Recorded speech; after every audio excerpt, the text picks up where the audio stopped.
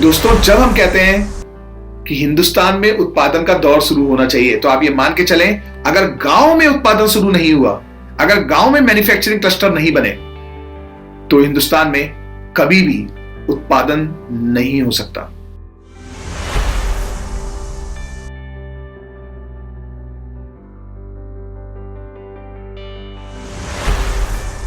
नमस्कार दोस्तों, सबसे पहले तो प्लीज, अगर आपने अभी तक हमारा ये चैनल सब्सक्राइब नहीं किया है तो कृपया इसे सब्सक्राइब करें। दोस्तों, आज का जो हमारा एपिसोड है वो कई मायनों में खास है और मैं कहूंगा कि मेरे दिल के ज्यादा करीब है। जैसा कि पिछले एपिसोड में हमने बात की थी कि आइए चलिए मिलके ये देखते हैं कि ग्रामीण भारत में संभावनाएं क्या हैं।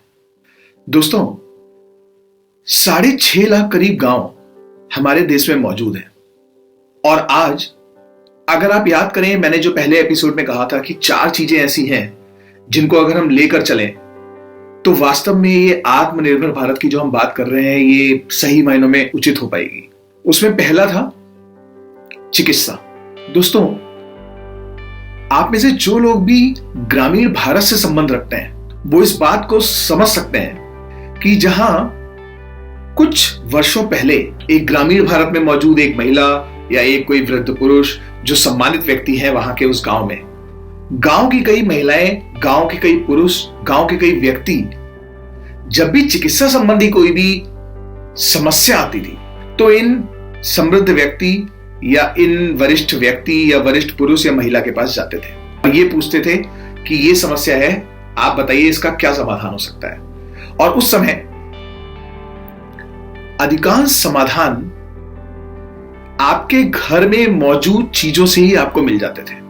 लेकिन आज दुर्भाग्यवश अब ग्रामीण भारत में भी हम ये मान चुके हैं कि अगर जरा भी स्वास्थ्य संबंधी दिक्कत हो तो तुरंत जिला अस्पताल पहुंच जाए, वहां इलाज शायद बेहतर होगा। मैं ये नहीं कह रहा हूं कि आपको कोई भी चिकित्सा संबंधी परेशानी आने में शहर की ओर रुख नहीं करना चाहिए, लेकिन मैं बात ये कर रहा हूं कि शायद हम अपनी को जड़ भूल चुके हैं। जो गांव में पहले एक वरिष्ठ पुरुष या महिला ये राय दिया करते थे कि जाओ ये चीजें कर लो, आपके घर में ये चीज मौजूद है, इसे लगा लो, सही हो जाएगा।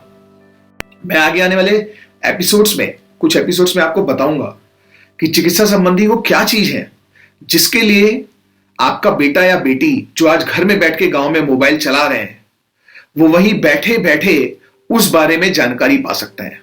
जरूरी नहीं है कि आपको हर चिकित्सा संबंधी परेशानी के लिए शहर का रुख करना पड़े या फिर कस्बे के किसी अस्पताल का रुख करना पड़े। अब बात करते हैं दोस्तों दूसरी मुख्य बिंदु की, वो है शिक्षा से जुड़ा हुआ। तो दोस्तों, ये तो हम सबको पता है कि आज गांव में भी हमारे माता पिता और हम लोग ये कहने से नहीं हिचकते हैं अगर कोई पूछे कि अरे आपका बेटा क्या कर रहा है, तो हम बड़े गर्व के साथ कहते हैं कि 30-40 किलोमीटर दूर वो किसी एक प्राइवेट कॉलेज में ये फलानी डिग्री ले रहा है। इन प्राइवेट कॉलेजेस में पढ़ने वाले बच्चे और बच्चियां, इनका एम्प्लॉयबल होना, मतलब ये रोजगार के लिए रेडी है या नहीं होना, कई सर्वे ऐसे आ चुके हैं जो ये बताते हैं कि इसमें से 90% से ज्यादा बच्चे एम्प्लॉयबल नहीं है, एक अच्छी नौकरी के लायक नहीं है। और दोस्तों, ये शिक्षा अच्छे स्तर की नहीं है, इसका सबसे बड़ा प्रमाण यह है कि पूरे हिंदुस्तान में जो बीपीओ और कॉल सेंटर्स चलते हैं उसमें हमारे यही बच्चे जिनके लिए आपने लाखों रुपए एक ग्रेजुएशन की डिग्री के लिए दिए हैं, वो बच्चे वहां पे कॉल सेंटर में हेलो सर और हाय मैम करते हुए पाए जाते हैं। आइए अब तीसरे मुद्दे की बात करते हैं, कृषि। तो दोस्तों, जैसा कि मैंने पहले ही कहा कि हमारा अधिकांश जो कृषि वर्ग है वो छोटे या मझोले किसानों से बना हुआ है और यहां पर अगर हम कृषि मशीनीकरण की बात करें, यानी ट्रैक्टर और जो हमारे औजार हैं, कृषि में यूज होने वाले यंत्र हैं, उनकी बात करें तो उनका प्रयोग भी दोस्तों बहुत सीमित किसान वर्ग ही करता है। और यहां मैं आपको एक और बात बता दूं कि इस क्षेत्र में आज जो नई नई कंपनियां कृषि में उतरकर आ रही हैं, आप यकीन जानिए आईआईटी, आईआईएम करे हुए बड़े बड़े संस्थानों के अच्छे बच्चे ग्रामीण भारत का रुख कर रहे हैं और नए नए स्टार्टअप लेकर आ रहे हैं, मतलब नई नई कंपनियां बनाकर आ रहे हैं। किस लिए? कि आपका खेत जोता जा सके। और चौथी मेन बात दोस्तों, रोजगार। दोस्तों, दुर्भाग्यवश हमारी अभी तक की शिक्षा नौकर बनने पर जोर देती है।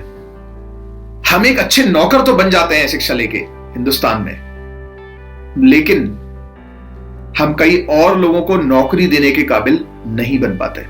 और यही कारण है दोस्तों कि शहर में अगर एक लड़के को यह पता लगता है, एक लड़की को यह पता लगता है, और वो अगर अच्छे संस्थान से पढ़ी हुई है, तो उसे पता लगता है कि हां, एक कॉल सेंटर नया बनाया जा सकता है और ये कंपनी है जहां से मुझे ये व्यवसाय मिल सकता है।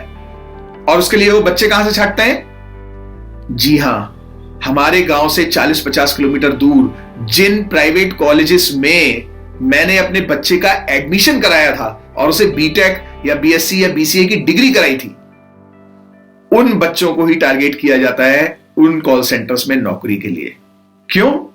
क्योंकि उनको पता है कि आज इसके पास 8,000 रुपए की भी नौकरी नहीं है। तो दोस्तों, यहां जो मैं चौथे स्तंभ की बात कर रहा हूं, जिसका हम अगले एपिसोड से शुरुआत करने जा रहे हैं, वो ये कि क्यों ना हम गांव में ही रोजगार और उससे भी ऊपर स्वरोजगार की बात करें।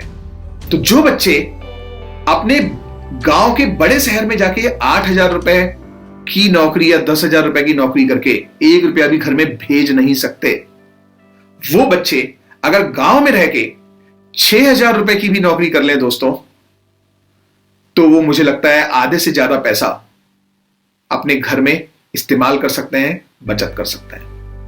और दोस्तों, जब हम बात करते हैं कि भारत में मैन्युफैक्चरिंग उत्पादन का दौर बढ़ना चाहिए, अगर आज कोई बाहर की कंपनी भी आके हिंदुस्तान में व्यवसाय करे, तो आधे से ज्यादा उसका जो व्यवसाय में पैसा आना है, वो पैसा ग्रामीण भारत से आता है। तो दोस्तों, जब हम कहते हैं कि हिंदुस्तान में उत्पादन का दौर शुरू होना चाहिए, तो आप ये मान के चलें, अगर गांव में उत्पादन शुरू नहीं हुआ, अगर गांव में मैन्युफैक्चरिंग क्लस्टर नहीं बने, तो हिंदुस्तान में कभी भी उत्पादन नहीं हो सकता। तो दोस्तों, अगले एपिसोड से, क्योंकि ये ग्रामीण भारत की हमने एक नई सीरीज शुरू की है, मैं आपको बताने वाला हूं कि आप गांव में रह के क्या क्या चीजें कर सकते हैं और कैसे अपने ग्राम पंचायत में मौजूद 5-6 गांव, 10 गांव, जो भी गांव है, वहां रोजगार दे सकते हैं। अगर आपको इस एपिसोड में मेरी इन बातों में, हमारी इन बातों में कोई भी तथ्य नजर आता है, तो कृपया आप हमारे चैनल को सब्सक्राइब करें। और इसके अलावा आप इस वीडियो पर या ये नीचे स्क्रीन पर आ रहे ईमेल आईडी पर हमसे संपर्क कर सकते हैं। इस एपिसोड में इतना ही दोस्तों। अगले एपिसोड से हम शुरू करने जा रहे हैं ग्रामीण भारत के लिए रोजगार के अवसर, स्वरोजगार के अवसर। तब तक के लिए नमस्कार दोस्तों।